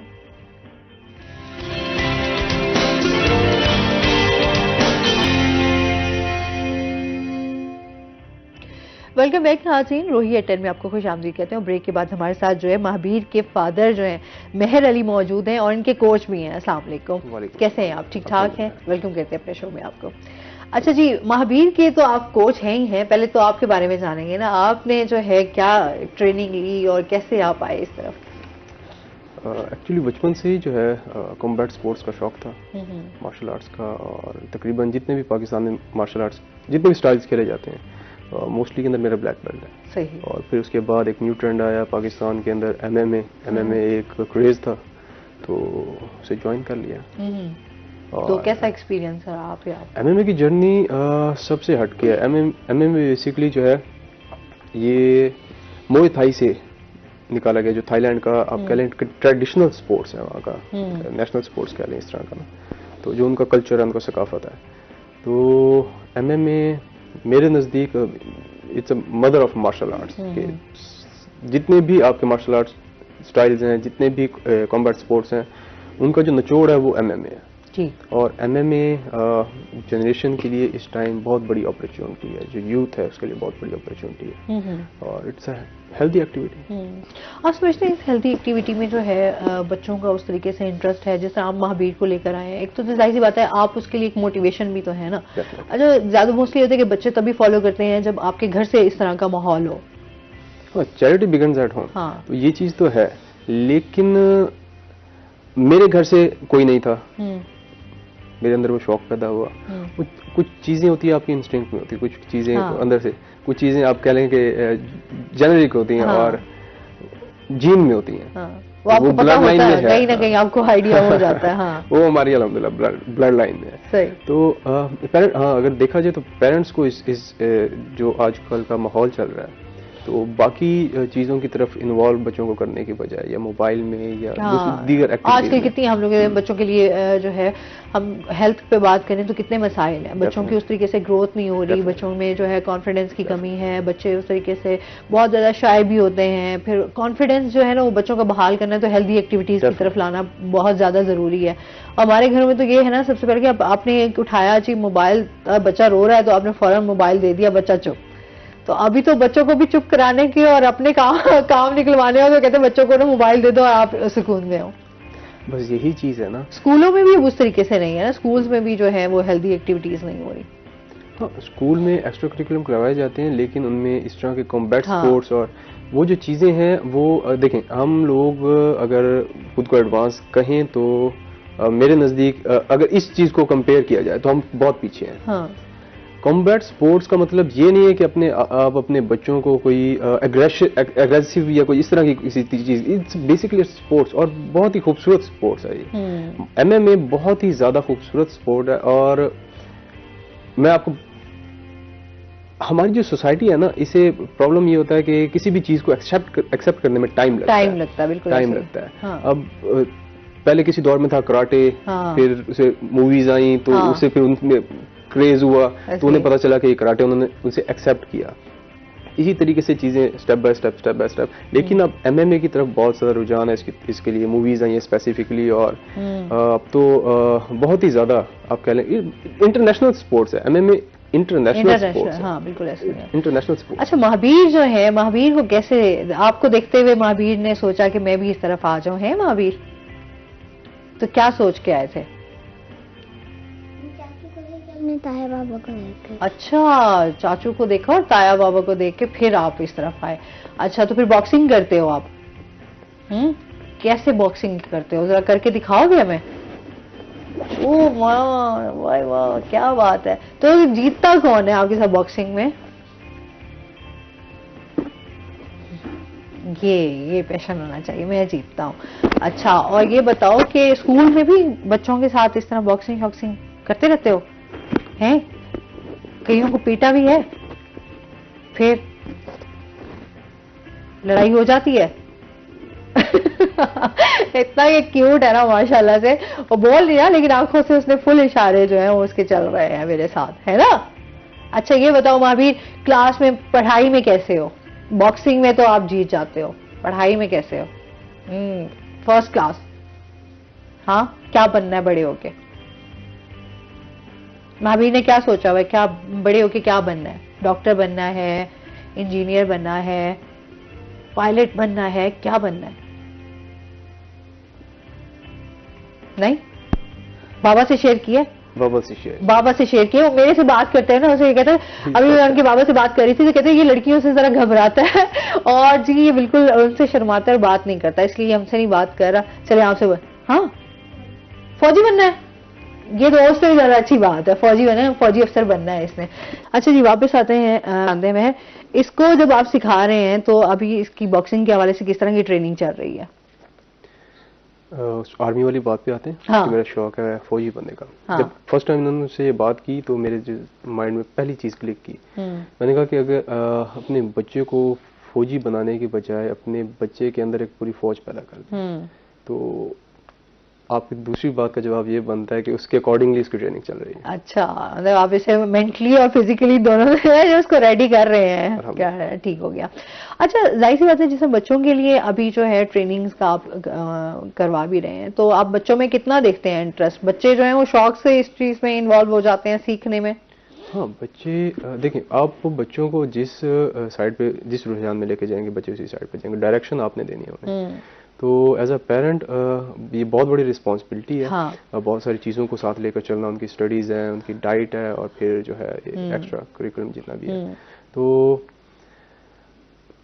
मैं एक बात कहता हूँ कि सबसे खूबसूरत रिश्ता और सबसे जो मुश्किल इम्तिहान है वो एक बाप होना है, और बाप का कोई नेमो बदल नहीं होता। तो बिल्कुल ऐसा ही है। ना इसकी जमा है, माँ की जमा माएँ हैं, लेकिन बाप का जमा कुछ नहीं है। हाँ, बिल्कुल ऐसा। तो ये बहुत बड़ी रिस्पॉन्सिबिलिटी है और बहुत खूबसूरत रिश्ता है। तो उससे पूरा करने में और उसे निभाने में, और बेसिकली हमें क्या है, देखें, हमें यह है कि हमारी औलाद की तरबियत ऐसी हो जाए कि हमारे विसाल के बाद, हमारे जाने के बाद, ये कम से कम अपने इस्लाफ को रिप्रेजेंट करें एज अ मुस्लिम। ये तो हमारी बेसिक्स में है ना, एज अ मुस्लिम। तो ये चीज़ें हैं, और अल्हम्दुलिल्लाह रब्बिल आलमीन, अल्लाह का बहुत शुक्र अदा करता हूँ कि मेरे बच्चे इस साइड पे बहुत ही ज़्यादा कहे बगैर रुझान रखते हैं। अच्छा, जाहिर सी बात है, फिटनेस का भी उसी तरीके से, बच्चों की डाइट का, जाहिर सी बात है, बच्चे जब एक तो जाहिर सी बात जो बड़े हैं उनकी डिफरेंट डाइट होती है, जो बच्चे होते हैं स्पेशली उनकी डिफरेंट डाइट होती होगी। तो क्या महाबीर जो है वो शौक से भी खाता है, और आपकी भी क्या इसकी आपने डाइट प्लान रखा हुआ है? अच्छा, बच्चों की बेसिकली जो आप कह लेंगे पसंदीदा खुराक होती है, हमेशा से जंक ही रहती है। हाँ, ऐसे ही है, चॉकलेट्स दे दो, कैंडीज दे दो, और इस तरह कुछ भी, चिप्स वगैरह। तो उसमें कुछ ना कुछ आपको इनोवेटिव करना पड़ता है, जिस तरह बॉयल एग्स के साथ चॉकलेट ऐड कर दी, इसी तरीके से बहुत सारी चीजें हैं, और उसमें जो है इनकी मदर मुझे बहुत ज्यादा हेल्प सपोर्ट करती रहती है। चले, अच्छी बात है। मजीद भी इनसे जानते हैं नाज़रीन, अभी हमने जाना ब्रेक पे, हमारे साथ रहिएगा।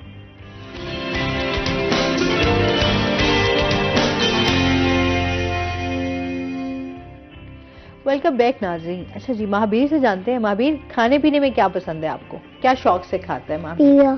पिज्जा शौक से खाता है। और क्या खाते हो पिज्जा के अलावा? कुछ भी नहीं? पराठा पसंद है आपको? और अभी सुबह नाश्ता किया था आपने, क्या खाया? पराठा। और क्या खाया?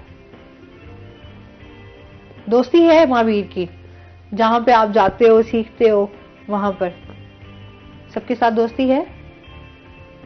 कितनी दोस्ती है? पक्की वाली है ऐसे बस कच्ची वाली? पक्की वाली दोस्ती है। कितने फ्रेंड्स हैं आपके? अभी सोच रहा है कितने फ्रेंड्स हैं, ढेर सारे हैं या बस बहुत थोड़े से हैं? 2 बेस्ट फ्रेंड्स हैं। तो उनके साथ भी बॉक्सिंग करते हो? उनको सिखाते भी हो या बस खुद ही उनके साथ लड़ भिड़ के आ जाते हो? उनको सिखाते हो? नहीं, ये ट्रिक्स अपने पास रखी हुई हैं। अच्छा जी, क्योंकि आपको थोड़ा सा वो हो रहा है ना, कंफ्यूज हो रहा है। अच्छा, इसके साथ ये बताएं महर, क्योंकि फिटनेस के हवाले से जो है, हम अगर मिक्स मार्शल आर्ट्स की बात करें तो उसमें फिटनेस की बहुत ज्यादा आपको जरूरत रहती है, तो क्या करना चाहिए फिटनेस के हवाले से? ओवरऑल बात कर रही हूँ। ओवरऑल अगर फिटनेस की बात करते हैं तो मिक्स मार्शल आर्ट्स एक स्पेसिफाई कर दिया हमने। अगर फिटनेस के लिए आपको मिक्स मार्शल आर्ट्स करने की जरूरत नहीं है, फिटनेस के लिए आप, ठीक है, बहुत सारी आपके पास अपॉर्चुनिटीज, हेल्दी एक्टिविटीज हैं। अब मिक्स मार्शल आर्ट्स ये एक एक्स्ट्रा ऑर्डिनरी चीज है, ऑर्डिनरी नहीं है। तो हाँ, अगर आप मुझसे ये पूछें कि एक बहुत ज्यादा हेल्दी पर्सन है, वो फैट में है, और वो इसमें अगर इसे ज्वाइन करना चाहे तो ये उसके लिए बेहतरीन अपॉर्चुनिटी है। ठीक है। अगर कोई लैक ऑफ कॉन्फिडेंस का है किसी को प्रॉब्लम, तो ये उसके लिए बहुत ज्यादा, ठीक है, जबरदस्त अपॉर्चुनिटी है, क्योंकि फिटनेस सिर्फ फिजिकली तो नहीं होती ना, मेंटली भी। हाँ, जाहिर सी बात है। बहुत ही ज्यादा खूबसूरत और बहुत ही ज्यादा जबरदस्त स्पोर्ट्स है। मिक्स MMA बहुत ही ज्यादा खूबसूरत। कितना स्कोप देखते हैं आप यहाँ पर? मैं पाकिस्तान में अब ये रुझान पकड़ रहा है और बेहतरी की तरफ आ रहा है। अब बाहर अगर हम देखें अब्रॉड में, तो बहुत स्कोप है इसका। इवन के हमें बेसिकली जो दिखाया गया वो यही क्रिकेट और फुटबॉल और ये बस थोड़ी सी हमारी लिमिटेड चीजें हैं, बस उस पर फोकस होता है। अगर आप फाइनेंशियली मुझसे पूछें तो पाकिस्तान में इतना महंगा स्पोर्ट्स नहीं है, लेकिन अब्रॉड में इसकी डिमांड बहुत ज़्यादा है। यानी कि अगर आप एक अच्छा बाउट खेलते हैं तो आपको एक फुटबॉलर के करीब करीब जो है उसका आपको मिल जाता है, जो कि पाकिस्तान में क्रिकेटर से बहुत ज़्यादा है। तो ये चीज़ है, स्कोप है। अच्छा, क्योंकि बाहर की अगर हम बात करते हैं एजुकेशन की, चाहे उनकी हेल्दी एक्टिविटीज़ की बात करें, स्पोर्ट्स की बात करें, हम लोग तो हमेशा हमसे बहुत आगे रहे हैं। अच्छा, फिर कि हमारे पास जो है, हम लोग तो अभी इन्हीं चीज़ों में उलझे रहते हैं ना कि भाई हमारे इतने मुआशी मसाइल हमारे बहुत ज़्यादा हैं, फिर हमारी जो अभी करंट सिचुएशन भी चल रही है। अच्छा, उसमें होता है कि यार बच्चों के लिए वो स्टडी करेंगे या फिर हम बच्चों को लेकर जाएं, क्योंकि पेरेंट्स भी आज के उसमें बात करें ना तो बिजी होते हैं कि छोड़ने का मसला, लाने का मसला, अच्छा ये भी कर लें कैसे, बच्चों को तो आप खुद इंडिपेंडेंट तो आप उनको नहीं कर सकते ना। तो उस हवाले से आप क्या कहना चाहेंगे? Being parent is not a easy task. अगर आप वालिदैन हैं तो आपके ऊपर रिस्पॉन्सिबिलिटी तो कंप्लीट है, ठीक है, और आपको उसे एक्सेप्ट करना पड़ेगा। बच्चों के हवाले से देखें, बच्चों के पास स्कूल के बाद बहुत सारा टाइम होता है, आप पे डिपेंड करता है कि आप उन्हें यूटिलाइज कैसे करते हैं। हमने तो उलझाया हुआ है, अभी सिपारा पढ़ने जाना है, अभी आपने ट्यूशन जाना है, और रात को भी आपने घर वापस जब आना है तब भी आपने पढ़ना है। हाँ, देखें, किसी भी चीज को अगर आप बहुत ज्यादा ज्यादती में कर देते हैं तो वो भी बेहतर नहीं होती। आप स्टडी करें, सुबह स्कूल जाते हैं महावीर, उसके बाद जो है थोड़ी देर के लिए इनका प्रॉपर एक टाइम स्केड्यूल है, फिर थोड़ी देर के लिए रेस्ट होता है इनका, फिर स्पारे का टाइम होता है, और उसके बाद फिर इनकी डाइट होती है, और उसके बाद फिर इवनिंग में ट्रेनिंग होती है, और फिर ट्रेनिंग के बाद कुछ टाइम बाबा बेटा हम साथ स्पेंड करते हैं, वो एक माइंड रिलैक्सेशन के लिए, बूस्ट के लिए। तो ये चीजें हैं। आप यहाँ पे असल में जो आपने बात की माशियात वाली, जो माशी हालात, उस चीज को लेके जो एक वालिदैन और बच्चों के दरमियान में बॉन्डिंग है ना, सबसे ज्यादा इफेक्ट उस पर आ रहा है। सही। जब आप अपने बच्चों को प्रॉपर टाइम नहीं देंगे तो फिर बच्चों को जहां से टाइम मिलेगा ना, बिल्कुल ऐसे ही है। नहीं, बच्चों के लिए टाइम बड़ा जरूरी है। अच्छा, पेरेंट्स का हम कहते हैं कम्युनिकेशन गैप आ रहा है बच्चों और पेरेंट्स के दरमियान, तो वो तभी खत्म हो सकता है जब पेरेंट्स भी थोड़ा सा हाथ बढ़ाएंगे, तब उनकी तरफ जाएंगे, उनके साथ टाइम स्पेंड करेंगे, तो बच्चों को भी मौका मिलता है कि वो अपने पेरेंट्स के साथ थोड़ा घुलते मिलते हैं। सिंपल सी बात है कि आपके बच्चे हैं, अगर आप टाइम नहीं देंगे तो फिर कौन देगा? बिल्कुल ऐसे ही है। अच्छा, महावीर के साथ आपकी ज्यादा दोस्ती है? हाँ जी, महावीर, इनसे पूछेंगे इनके बेस्ट फ्रेंड कौन है, कहेंगे पापा मेरे बेस्ट फ्रेंड है। तो एक्चुअली तो महावीर की क्या एक्टिविटीज रहती हैं आपके साथ? इसकी शेयरिंग भी है, किस तरह से? हम ज्यादा फाइट ही करते हैं। अच्छा, और फिर फाइट में बाबा के साथ जो है वो बाबा जीतते हैं या महावीर जीत जाता है? महावीर ने तो वही पक्का अपना लिया ना कि मैं जीत रहा हूँ। अच्छा जी, मजीद भी महावीर से भी बातें होंगी, ट्रेनिंग के हवाले से भी बात करेंगे, लेकिन अभी हमने जाना है ब्रेक पे, हमारे साथ रहिएगा।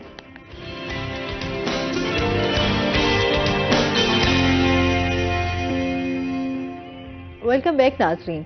अच्छा, ये बताएं कि महावीर से जानते हैं। महावीर, ये बताओ कि ट्रेनिंग में बाबा सख्ती करते हैं या नहीं करते? बाबा डांटते हैं? बिल्कुल भी नहीं डांटते, प्यार से समझाते हैं, और अगर आप ना उसमें सही तरीके से कर रहे हो फिर डांट पड़ती है? बिल्कुल नहीं पड़ती। बाबा के साथ गहरी दोस्ती है।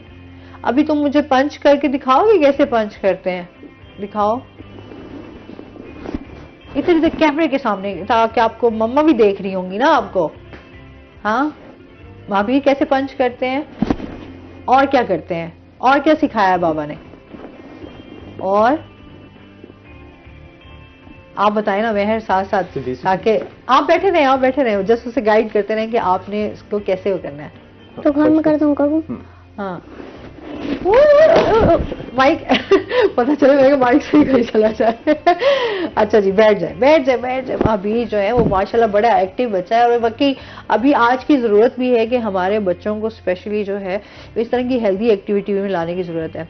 अच्छा, यहाँ पर ट्रेनिंग सेंटर्स तो बना दिए हैं, पर वही बात आ जाती है कि ट्रेनिंग में फिर उस तरह बच्चों का रुझान नहीं है। बड़े कम, मेरे ख्याल में लिमिटेड बच्चे आते होंगे ट्रेनिंग के लिए भी। बच्चियों की तादाद भी है इसमें? डेफिनेटली। अब जो लोगों के अंदर इस हवाले से बहुत ज़्यादा शऊर पैदा हो रहा है, ठीक है, और बहुत ज़्यादा लोग इस साइड पे अब तवज्जो कर रहे हैं।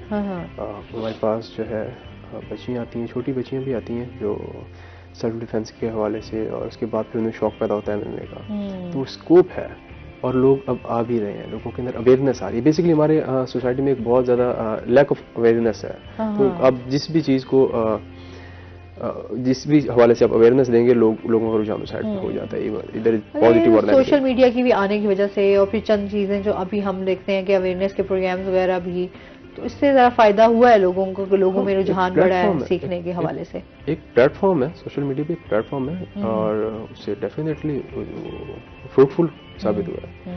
तो इसके अलावा मीडिया है, उसके अलावा टेलीविज़न बहुत ज़्यादा है इसमें, इसका रोल MMA को आप कह लें प्रमोट करने में टेलीविज़न का बहुत ज़्यादा रोल है। उसके बाद सोशल मीडिया भी स्टैंड करता है, ऐसी बात नहीं कि सोशल मीडिया ने कुछ नहीं किया, सोशल मीडिया बहुत हद तक स्टैंड करता है। लेकिन बेसिकली आपको अपनी सोसाइटी के अंदर जैसे कि मैंने कहा कि सोसाइटी कैसे बिल्ड होती है आपके घर से, ठीक है। सबसे पहले आपके अंदर वो चीज़ आती है, उसके बाद फिर आपके घर वालों में और फिर उसके बाद आपके हमसायों में, फिर आपकी कॉलोनी में और फिर इस तरीके से पूरी सोसाइटी डेवलप होती है। तो देखा देखी इन्हें देख के बाकी बच्चे जो है स्टार्ट करते हैं इनके स्कूल में, और फिर इनके स्कूल से कई मरतबा हमें जो है रिक्वेस्ट आई है कि आप जो है यानी कि हमारे यहाँ सेशंस करवाए, हमने करवाए और बच्चों के अंदर उससे बहुत ज़्यादा। अच्छा, ये अच्छा है, स्कूलों में जाना चाहिए और स्कूल्स में जाकर आपको सेशंस देने चाहिए ताकि बच्चों में भी आए, टीचर्स में, और फिर बच्चों में थोड़ी क्यूरियोसिटी भी होती है कि अच्छा फिर ये क्या चीज़ है, कुछ नया आ रहा है तो इसमें क्या होगा, तो ये जानना और उनको सीखना उनके लिए बड़ा ज़रूरी है। अच्छा, आपकी एक्टिविटीज़ हैं जेंडर बेस पे भी, आपने वायलेशन के हवाले से, उसके हवाले से भी हमें बताइएगा। अगर हम GVV की बात करें तो इसमें ये बहुत बड़ी आर्ग्यूमेंट हो जाता है। अगर इसमें शॉर्ट करना चाहूँ तो बहुत सारे इस तरह के केसेस देखे हैं हमने इस सोसाइटी में रहते हुए, लोगों में रहते हुए कि ऑन स्क्रीन बयान नहीं किए जा सकते। उस हवाले से जितना हमसे होता है उतना हम करते हैं। मेंटल थेरेपी के हवाले से हमारे पास साइकोलॉजिस्ट हैं और इस तरीके से, क्योंकि मैंने एक एनजीओ के साथ एक प्रोजेक्ट ज्वाइन किया हुआ था, तो इन दोनों चीज़ों को मैंने मर्ज कर लिया। उनका वो बेसिकली GVV पे वर्क कर रहे थे, उसमें अगर डॉक्टर माहा तलत हैं तो शी वॉज वेरी सपोर्टिव। तो क्या इश्यूज देखते हैं लोगों के हवाले से, ये समझ में? देखिए, अवेयरनेस की बहुत कमी है, उन्हें नहीं पता कि हमने कहाँ पे कहना है स्टॉप और कहाँ पे बात करनी है। तो ये बहुत बड़ा इशू है। सोशल मीडिया की हमने बात की तो उसके पॉजिटिव पहलू बहुत सारे हैं तो नेगेटिव भी है। उसका नेगेटिव इम्पैक्ट अनफॉर्चुनेटली हमारी सोसाइटी के ऊपर बहुत ज़्यादा बड़ा है। देखिए, स्मार्टफोन है, इसकी इन्वेंशन एसेसरी है, इसकी इन्वेंशन हुई थी पॉजिटिव यूज़ के लिए, लेकिन हमारी सोसाइटी जिस साइड आपने एक बात की स्टार्ट में कि हम लोग पीछे हैं, उसकी रीज़न क्या है? हमारे पीछे होने की वजह ये है कि हम ओरिजिनल नहीं होना चाहते। हम हमेशा किसी ना किसी को कॉपी करने की कोशिश करते हैं, तो जब तक हम कॉपी करते रहेंगे हम पीछे रहेंगे। तो ये चीज़ है। आप ओरिजिनल कब बनेंगे? अगर आप नहीं बन पा रहे तो एटलीस्ट आपको चाहिए कि आप अपनी औलाद की तरबियत ऐसे करें कि वो अपनी पर्सनैलिटी डेवलप कर सके, खुद को रिप्रेजेंट कर सके। सर, बहुत शुक्रिया आपका, आप हमारे साथ रहे, और इसके साथ ही महावीर आपका भी बहुत शुक्रिया। इसके साथ ही नाज़रीन, आज का शो यहीं पे खत्म हुआ। अपना बहुत सारा ख्याल रखिएगा, दुआ में याद रखिएगा। इंशाल्लाह ज़िंदगी ने साथ दिया तो सुबह आपसे फिर मुलाकात होगी। अल्लाह हाफ़िज़।